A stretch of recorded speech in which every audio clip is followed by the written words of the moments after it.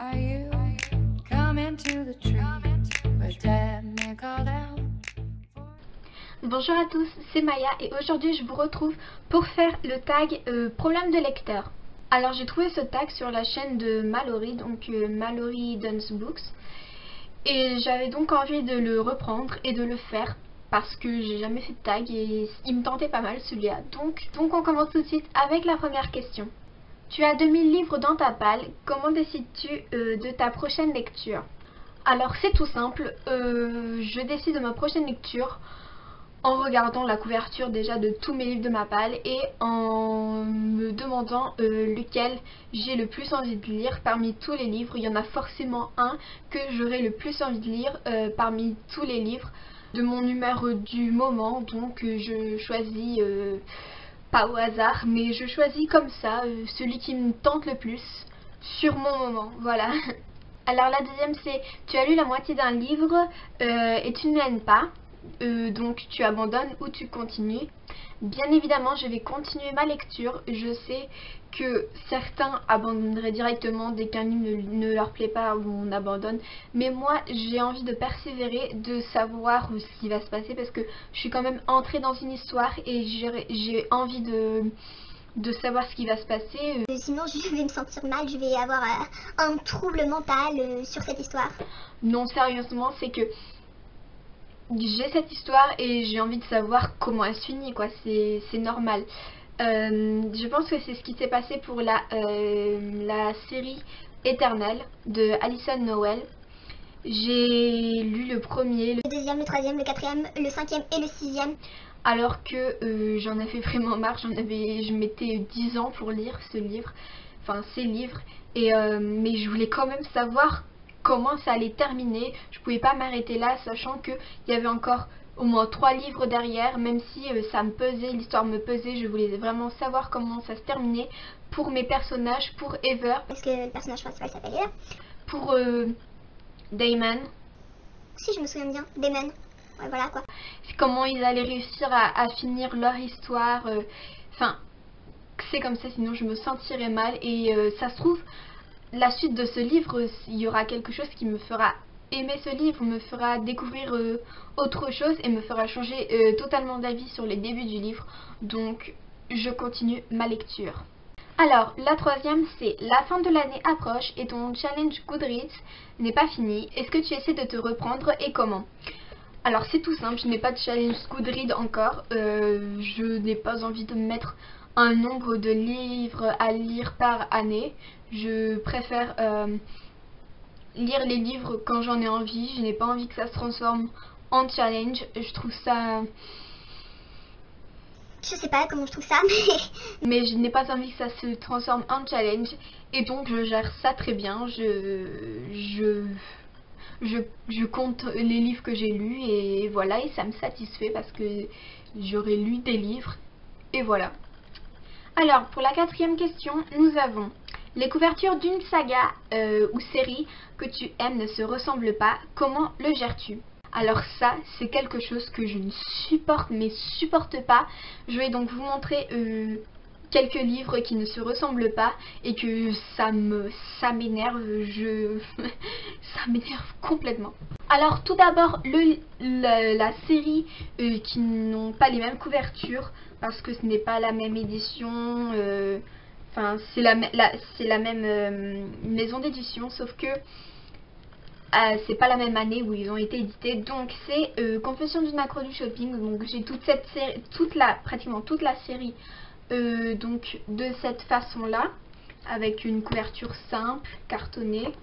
Pareil pour donc l'avant-dernier tome, sauf que pour le tout dernier qui est sorti, donc c'est de Sophie Kinsella et c'est chez Pocket, donc c'est Mini accro du shopping et il ne ressemble pas du tout aux autres, c'est lisse alors que les autres sont du carton. Enfin, je trouve ça mais horripilant. C'est quelque chose que je ne supporte pas. Pourtant, j'en ai encore d'autres à vous montrer. Alors ça a dû être le premier livre que j'ai lu. Et je ne sais pas pourquoi. J'ai commencé par le tome 6. Donc j'ai acheté le tome 6 de... c'est Journal d'une princesse. Donc ça c'est le tome 6. C'est de Meg Cabot et c'est chez le livre de poche. Oui, donc j'ai acheté le tome 6 en premier, je ne sais pas pourquoi, donc j'ai lu l'histoire à l'envers. Je ne sais pas pourquoi, donc lui je l'ai lu en tout premier, je l'ai pas relu après parce que j'ai acheté la série dans le bon ordre, mais il faut savoir qu'il ne ressemble pas du tout aux autres, vu que les autres, enfin là j'ai pris que le tome 7 et le tome 8, ressemblent à ça, donc sont vraiment beaucoup plus beaux, avec là c'est brillant, je sais pas si vous voyez, c'est brillant, enfin je les trouve beaucoup plus jolis et ils ont une petite jaquette et regardez ce livre, mais il est vraiment super beau. Alors que l'autre, bah il est moche. Je suis désolée, mais il est moche et... Ça c'est le tome 7. Et lui c'est le tome 8. Enfin, ça m'énerve parce que dans la bibliothèque, on voit bien que ça se suit. Et là, il y a le tome 6 et après ça reprend tome 7, tome 8, tome 9. Sauf que c'est pas la même couverture, donc c'est super moche. Mais ce n'est pas encore fini. J'ai donc le premier tome de 16 lunes de... Camille Garcia et Margaret Stoll, donc toujours chez le livre de poche de cette édition là, donc là on voit bien que c'est noir et rouge. J'ai aussi 17 lunes pareil, donc noir rouge, mais j'ai acheté 18 lunes qui n'est pas du tout pareil et qui est noir et qui a une bande blanche et que c'est pas du tout le même que lui, vous voyez bien, enfin c'est... Vous les mettez côte à côte, c'est moche. On dirait même pas que c'est de la même... La même saga, limite. C'est même pas la même écriture. Regardez, la 18 lunes est écrite beaucoup plus gros que 17 ou 16 lunes. Et c'est pour ça que... Alors, je vais vous expliquer un truc. J'ai donc acheté Divergente 1 dans cette édition là, avec donc la couverture du film dessus. Mais bon, on peut toujours l'enlever, enlever la petite... Jacket, je crois que c'est comme ça. Et on a toujours l'édition originale. Mais je trouve cette édition vraiment très moche. C'est pour ça que je ne veux pas acheter le tome 3 comme ça et que je vais attendre que le tome 3 sorte avec la nouvelle couverture du film 3. Donc j'ai aussi le tome 2.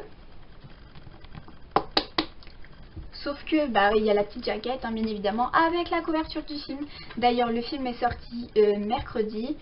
Il va falloir que j'aille le voir, mais j'attends de finir Divergente 2 pour aller le voir. J'ai pas envie d'aller le voir en cours alors qu'il me reste ça du livre et que après je serai tout spoilé pour le lire. Donc voilà pour les séries saga qui ont la couverture qui ne se ressemble pas et que vous avez bien compris que c'est quelque chose que je ne supporte pas. Pourtant j'ai des livres qui sont comme ça.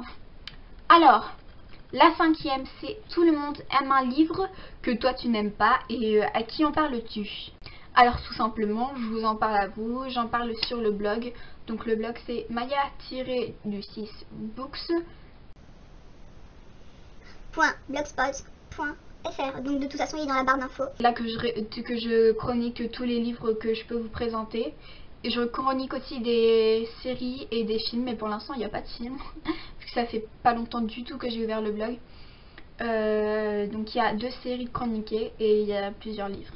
Donc oui, tout simplement, je vous en parle à vous, soit sur YouTube, soit en article sur le blog.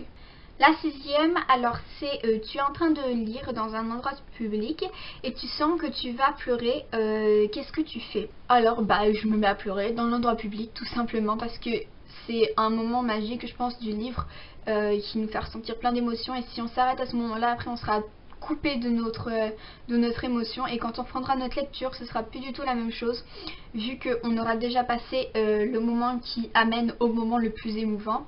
Et on aura tout dépassé, donc je pense que ce ne sera plus la même chose, on ne sera plus aussi ému que dans le moment où on avait tout lu d'affilée. Tant pis, je lis et si je pleure, je pleure, tant pis pour les gens, qu'est-ce qu'ils auront à faire, au pire j'ai le droit de pleurer et au 1. Alors pour la 7e, nous avons la suite d'un des livres que tu aimes vient de sortir mais tu as oublié pas mal de choses, donc du tome précédent. Que fais-tu? Tu relis le précédent, tu trouves un résumé bien spoilant ou tu pleures de frustration. Alors, Je pense d'abord que je vais prendre donc le livre précédent, que je vais feuilleter quelques pages pour essayer de me remettre dans le bain, de lire quelques phrases et de me dire ah oui c'est vrai, après il s'est passé ça. Nanana. Et puis si j'ai le temps ou si je veux, je regarde des résumés spoilants et je ne pleure pas de frustration. Alors la 8e. Tu ne veux pas prêter tes livres. Comment dis-tu non gentiment si on te pose la question? Eh bien, habituellement je ne prête pas mes livres, mais en ce moment j'ai prêté 2 livres à mes amis. C'est à des amis que je n'avais jamais prêté de livres, donc j'ai tenté la chance. J'espère qu'elles vont lire en bon état, sachant qu'ils étaient en très bon état. C'est donc le premier et le deuxième tome de 50 nuances de degrés. Et je n'ai pas de nouvelles d'ailleurs de ces livres. Je vais aller leur demander, juste après avoir filmé cette vidéo. Je commence à m'inquiéter un peu. Sinon oui, je n'aime pas prêter mes livres parce que j'ai déjà prêté un livre, donc c'était Rouge Rubis quand j'étais en seconde. Bon, maintenant je suis en première année de licence. Mais il était neuf et on l'a rendu, il avait des... ça se voyait qu'il avait été dans un sac parce qu'il avait des espèces d'accros, il était corné, c'était quelque chose que je n'ai pas aimé du tout sur le coup. Et ça m'a vraiment fait réaliser que je n'avais pas envie de prêter de mes livres parce que les gens n'ont pas forcément la même vision que moi sur les livres et n'ont certainement pas envie de prendre soin d'un livre comme on pourrait prendre soin par exemple d'un téléphone, qu'on n'a pas envie de le laisser tomber par terre, qu'on met une coque, une protection et tout. Poil sur le nez. C'est un poil de chien. Si, ça. Oui, donc les gens forcément n'ont pas la même... Mais... Ah, c'est mon cheveu. D'accord, 2 cheveux. Oh, je perds mes cheveux. Bref. Oui, donc les gens n'ont pas forcément le même rapport au livre que moi ou que vous qui regardez cette vidéo. N'en prennent forcément pas grand soin et donc ils vont s'abîmer. Et quand on va les revoir, évidemment, on va être déçus, on aura envie de pleurer, de les taper avec, de leur demander Tu me le rachètes, tu me le rachètes, tu me le rachètes. Alors, pour la 9e question, nous avons: tu as choisi et reposé 5 livres du mois passé. Comment gères-tu ta panne de lecture? Choisis 5 livres du mois, donc ça veut dire que je ne les ai pas commencés. Eh bien, je commence le livre, je commence les quelques premières pages et je vois bien si ce livre me donne envie ou pas. Sinon, si vraiment je ne peux plus lire de livre, eh bien je relis mon livre favori qui me donnera sûrement envie de lire encore d'autres livres. Donc soit je relis Hunger Games, soit je relis Rouge Rubis, ou soit je pleure.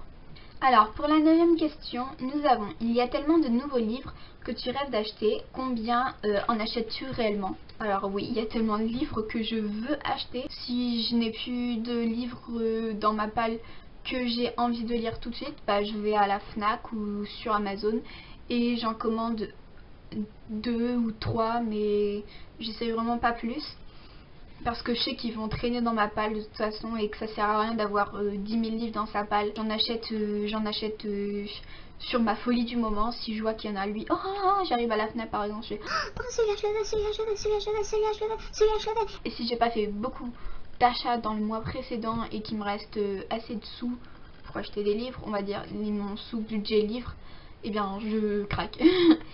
Mais ce mois-ci je ne dois pas acheter de livres. Note à moi-même.